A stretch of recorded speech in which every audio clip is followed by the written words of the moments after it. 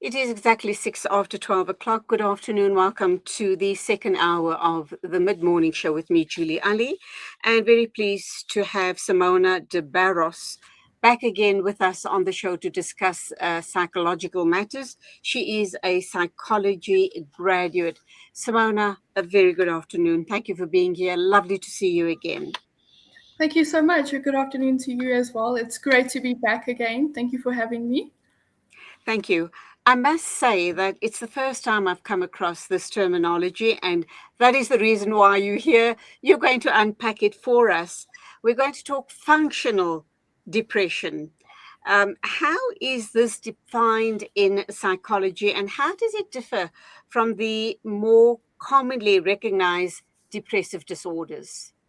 Yeah, so that's actually very true. From a psychological and I could say educational perspective, functional depression isn't actually a formal clinical diagnosis, but rather it's a term people use to describe other individuals who actually appear to be functioning well in their daily lives, but are continuously experiencing these ongoing depressive symptoms. So from my experience, the thing that makes it different from your more commonly recognized depressive disorders is that on the surface level, one can seem that their personal functioning is relatively intact. But on the inside, I've often noticed that these people are emotionally flat, or they feel emotionally flat, hopeless, disconnected, and sometimes mostly exhausted because they're coping on the surface and the emotional distress is actually going unnoticed through all this time. So you can see that functional depression focuses more on really the experiences of the people who are facing these challenges rather than an actual diagnosis or that of your more commonly recognized depressive disorders. What do you suppose would happen to this person if they don't seek um, the proper help and guidance through psychologists like yourself, so other people can see that he or she is not quite themselves? You as a psychologist would pick up that this is probably what is termed as functional depression. They go about their daily duties as per normal, but like you've used the term, they are flat. There's no emotion. They feel possibly even burnt out. How do you broach the subject with them, and what sort of treatment regime would be in place for people like that? Yeah, so yeah, like I was saying, they feel very emotionally flat, exhausted, burnt out. A lot of them also feel very disconnected and numb because of having or displaying their feeling so okay all of the time on the surface, and inside they're really going through it. And you'll see often these are people that are functioning in higher functioning environments. So you'll see that they're overachievers, they're successful, they're productive, or they're even caregivers. So those who put their needs above their own or others' needs above their own.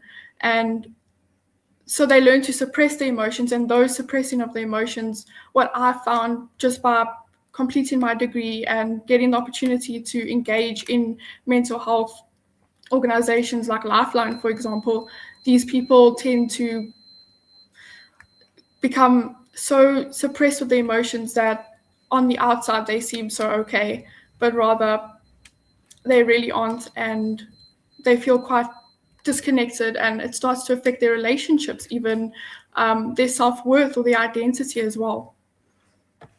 Would you say that there are specific personality traits or life circumstances that make someone more vulnerable to functional depression? Yeah, so I think in my experience, obviously I'm not a clinician, so the little bit I have seen, it's often those that are highly responsible. So your caregivers, so maybe it could be your nurses or someone who's caring for their loved ones. Again, those are the ones who learned maybe early on in their lives or after the fact to suppress their emotions and put others first. And I think that's where you start to see the problem arise and build and build and build, which again speaks to not getting help until these symptoms get very overwhelming. Okay, let's go for an ad break. When we come back, we'll continue this discussion on functional depression and how it does and can impact not only on the person who's suffering from the condition, but those around them as well. Calls, the journey begins. Join us for the Hajj 2026 Nusuk Packages Open Day, designed especially for South African Hujjaj. Meet our special guest, Engineer Ahmed Zaki, Director General of Direct Hajj, Rawaf Mina, joining us all the way from Mecca to guide you through the Nusuk processes, available Hajj packages, and provide one-on-one assistance. Sandton, 17th January, 1 p.m. to 6 p.m. Cape Town, Durban and Lenasia, 18th January, 10:30 a.m. to 4 p.m. Secure your place on the sacred journey today. Call 010-600-5786. Plus, one lucky attendee will win an Umrah ticket. T's and C's apply. From the heart of Makkah to the world. Your Hajj journey starts here. Shimmer, sparkle, captivate. Nothing less than a masterpiece.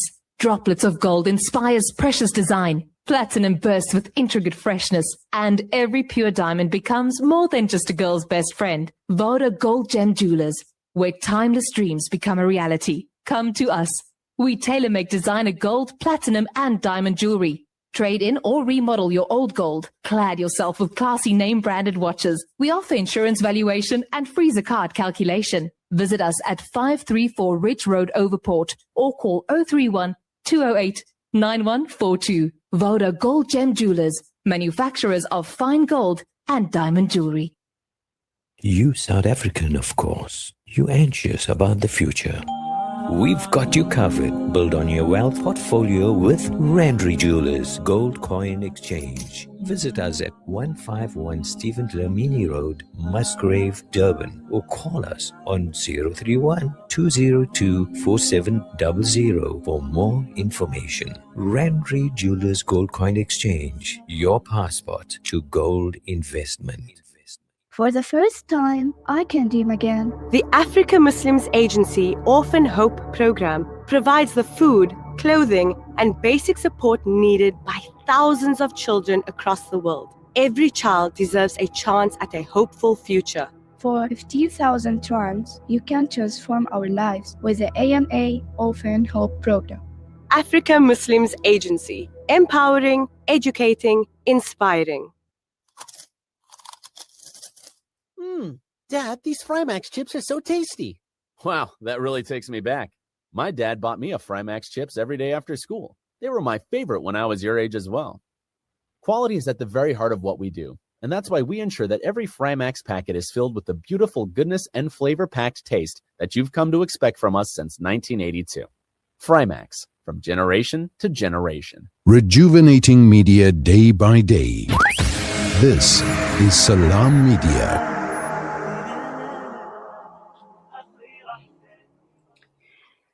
Welcome back. I'm talking with Simona De Barros, a psychology graduate. We're talking about functional depression. Simona, why is functional depression often overlooked?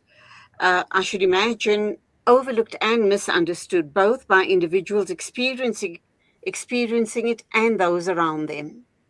Thank you for that question. I think society tends to really equate mental struggles with visible impairment. So if someone is reliable, productive, or even successful, their struggles don't actually fit that stereotype of what depression is supposed to actually look like.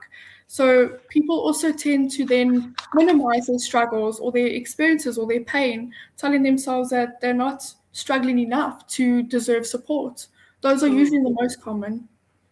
Sure. And it doesn't do any favors to the patient, does it? I mean, as it is, they're going through this depression and then they're almost kind of shoo-shooed away. And it doesn't help their case at all. Let's understand what psychological toll does prolonged emotional suppression and pushing through take over time on the patient, the impact obviously on the patient. Yes, so when your emotions are consistently suppressed, the body and the mind tend to actually go into a state of prolonged stress. So, which over time can actually lead to, again, burnout, emotional connection, and even physical symptoms like headaches or feeling extremely tired or fatigued. So, you'll find that eventually the strategies that once helped someone cope is actually the very thing that is now breaking down. At what point do you believe functional depression be treated with the same clinical urgency as, I should imagine, other forms of depression? I think that's a great question. And in my opinion, any ongoing emotional distress that interferes with someone's well-being, quality of life, or relationships, despite how functional that they may appear to be on the outside, deserves support and attention. So functioning does not cancel out the gravity or the severity of someone's suffering internally. Simona, I know you're not a clinician, but let me just put this question to you. Let's assume someone's going through functional depression for a couple of years without even realizing that they're in this depressive state. If not addressed timeously, could the person reach a point of breakdown? I think for sure. I think so many factors play into it.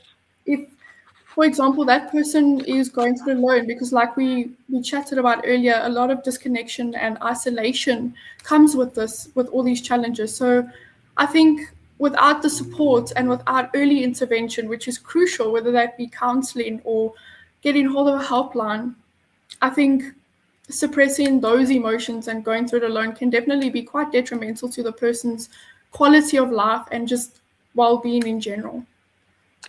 And I kind of also wonder about the impact on relationships, identity, self-worth, and even, despite the fact that their functions, their daily functions appear intact, it's going to have an impact on other areas of their lives. So what is it that perhaps the spouse or someone close to them, what are the signs they should be looking out for?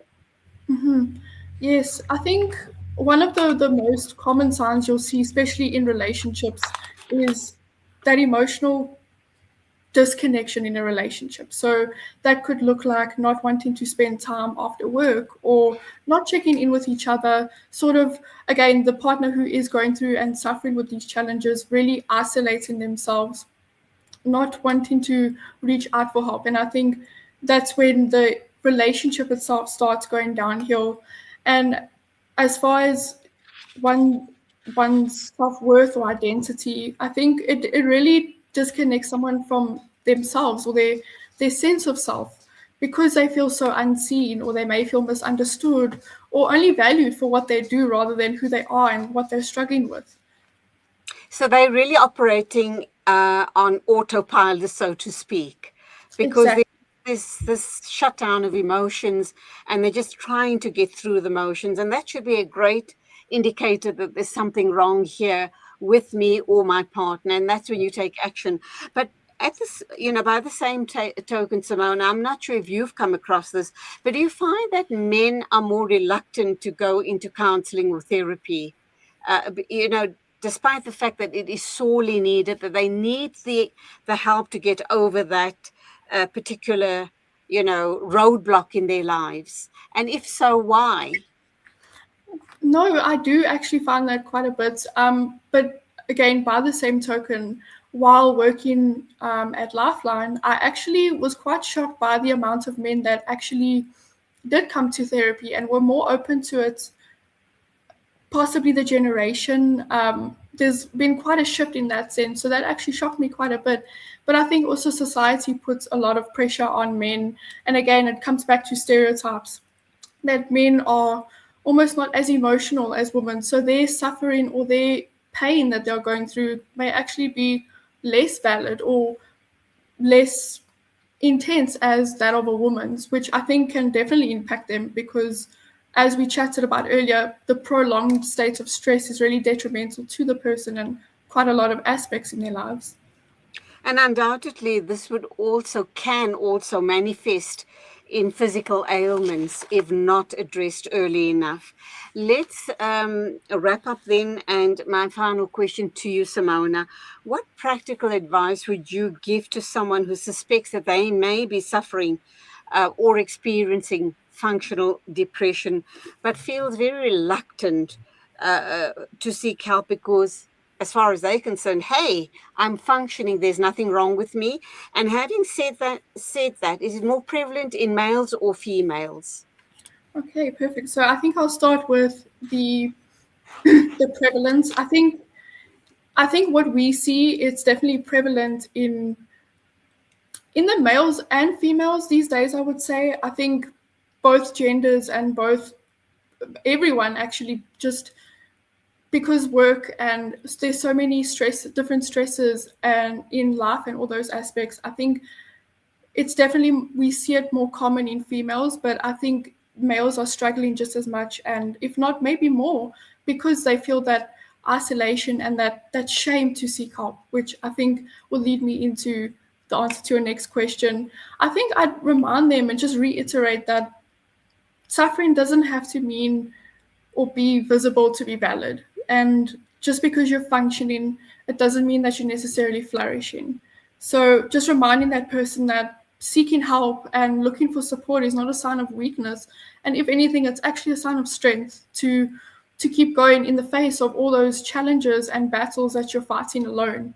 So most importantly, I think you don't need to wait till you fall apart to deserve help or to seek help. I think that is the most important message that stands out to me. Simona De Barros, thank you indeed, psychology graduate. This is the second time I have you on my show. Love chatting with you, love picking your brain. Hope we'll have many more conversations in the future. Go well and God bless. Thank you so much for having me. You too. Thank you. It is exactly 12:24 and we are heading for our final interview on the Mid-Morning Show right here on Salam Media with me, Julie Ali. And we're now going to be crossing over to the Orient Islamic School in Durban for a wonderful, wonderful interview about a great event that they were involved in. So please do stay along for this interview.